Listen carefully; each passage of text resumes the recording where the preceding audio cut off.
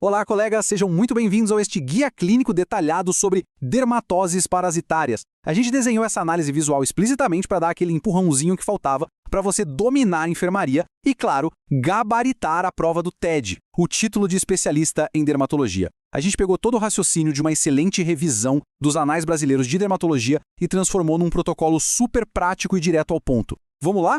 Para começar, eu quero que a gente avalie um cenário clínico que, olha, é uma clássica pegadinha de prova. Imagina a cena. Um lactente chega no consultório apresentando várias lesões nodulares e um quadro crônico daquela coceira que não passa de jeito nenhum. A primeira suspeita que vem à cabeça de muita gente? Mastocitose, com certeza. Mas a verdadeira resposta envolve um ácaro famosíssimo e uma apresentação clínica que engana fácil até os olhos mais treinados. Segura essa informação aí que a gente já vai resolver isso. E só para você se situar, a nossa estrutura de estudo hoje vai ser a seguinte. 1. O desafio do prurido intenso. 2. Invasores cutâneos, ciclos e analogias. 3. Parasitoses com envolvimento sistêmico. 4. O diagnóstico diferencial do prurido. E para fechar com chave de ouro, o protocolo terapêutico e as dosagens. Bom, vamos direto à seção 1, o desafio do prurido intenso.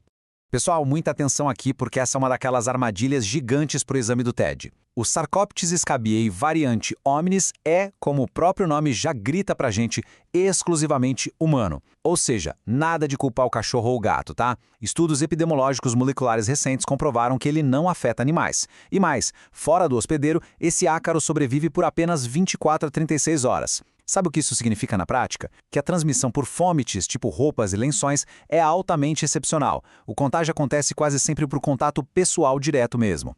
E aqui a gente tem uma quebra de dogma super importante. Tradicionalmente, o pessoal lá atrás acreditava que as lesões da escabiose nodular eram só uma reação de hipersensibilidade, sabe? Que o ácaro nem estava mais lá. Mas olha que interessante, a dermatoscopia e a histopatologia modernas provaram exatamente o contrário. O Sarcoptes scabiei está sim presente nesses nódulos vermelho acastanhados. E voltando àquele nosso caso inicial, em crianças e lactentes, essa forma nodular pode simular perfeitamente a mastocitose. É um detalhe diagnóstico que vira o jogo no plantão e na prova. Mudando rapidinho para as infestações por piolhos. Além daquela coceira absurda e da visualização direta das lêndias, tem um sinal clínico que as bancas examinadoras simplesmente adoram. As mácula caerula. São aquelas manchas cinza-azuladas ali na região do tronco e nas coxas, que são causadas pela ação da saliva do Pithorus pubis, o agente da ftiríase, na pele. É o tipo de detalhe que você precisa ter na ponta da língua. Avançando agora para a seção 2, invasores cutâneos, ciclos e analogias.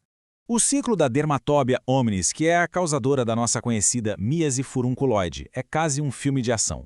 A mosca fêmea age como uma verdadeira sequestradora. Ela não pica o ser humano. O que ela faz é capturar um díptero hematófago em pleno voo e depositar os ovos no abdômen desse vetor. Aí, quando esse inseto sequestrado pousa na gente para se alimentar, o nosso calor corporal faz os ovos eclodirem. A larva então penetra na pele humana, geralmente sem a gente nem notar, e vai se desenvolver lá no tecido subcutâneo. Loucura, né? Em total contraste com isso, a gente tem a Tunga penetrans, a menor das pulgas, e é a responsável pela tungíase. Ela age como uma verdadeira incubadora subcutânea. A fêmea, depois de fecundada, entra direto na epiderme, geralmente lá nos pés. Ela deixa os estigmas respiratórios expostos para fora e fica se alimentando do nosso sangue, enquanto o abdômen dela dilata de um jeito maciço com o desenvolvimento dos ovos. O resultado clínico clássico é que a gente vê aquele nódulo amarelado, super característico, com um ponto preto bem no centro. E aqui a gente tem que saber bater o olho e diferenciar duas coisas fundamentais. Pensa comigo. De um lado, na miase furunculoide, você tem um nódulo fixo. Tem aquele orifício central de onde sai um exudato seroso e lá dentro a larva se mexe, causando uma dor que o paciente descreve literalmente como uma ferroada. Do outro lado, na larva migrans cutânea, que é causada principalmente pelo Ancylostoma brasiliensis, o parasita não fica parado. Ele vai criando um trajeto linear, eritematoso e todo serpiginoso, avançando pela epiderme e causando uma coceira que é simplesmente insuportável.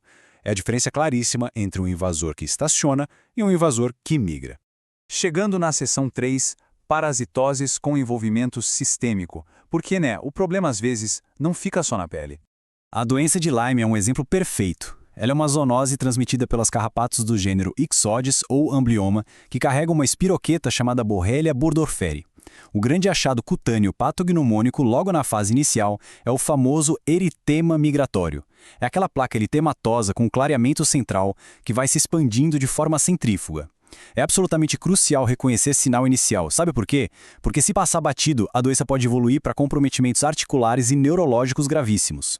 Agora, um alerta máximo para você que está focando no TED. A oncocercose. Ela é endêmica aí na fronteira do Brasil com a Venezuela. E quem é o vetor? O mosquito borrachudo do gênero Simulium. O que ele transmite é o verme Onchocerca volvulus, que desencadeia uma inflamação crônica no corpo. Esse prurido crônico faz o paciente se coçar demais, levando a escoriações severas, liquenificação e, mais tarde, a uma despigmentação que a gente chama de pele de leopardo. A longo prazo, o negócio complica. A atrofia da pele e o comprometimento dos gânglios causam um aumento da bolsa escrotal e aquela hérnia inguinal conhecida como virilha caída, ou hanging groin. Decora esses termos, porque as bancas brasileiras são apaixonadas por eles.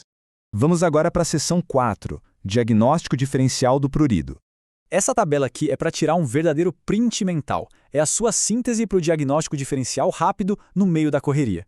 Olha só, na escabiose, Sarcoptes scabiei, você vai procurar o sulco acarino e o clássico prurido noturno, lembrando que em adultos costuma poupar a face. Na pediculose, o alvo principal é o couro cabeludo ou os pelos corporais, e o diagnóstico se faz pela visualização direta das lêndias agarradas à haste do pelo. E a larva migrans do ancilostoma?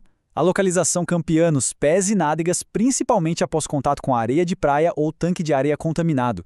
E a marca registrada definitiva é o trajeto linear serpiginoso, simples e direto. E, finalmente, seção 5, protocolo terapêutico e dosagens. A parte que realmente muda a vida do paciente. Dominar essas 3 dosagens é inegociável, tá?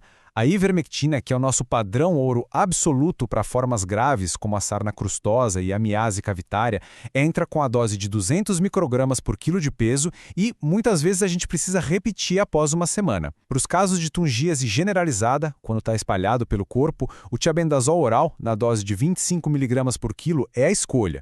E no tratamento sistêmico da larva migrans cutânea, especialmente quando tem múltiplas lesões, o albendazol a 15 mg por quilo ao dia, por 3 dias seguidos, mostra taxas de cura excelentes.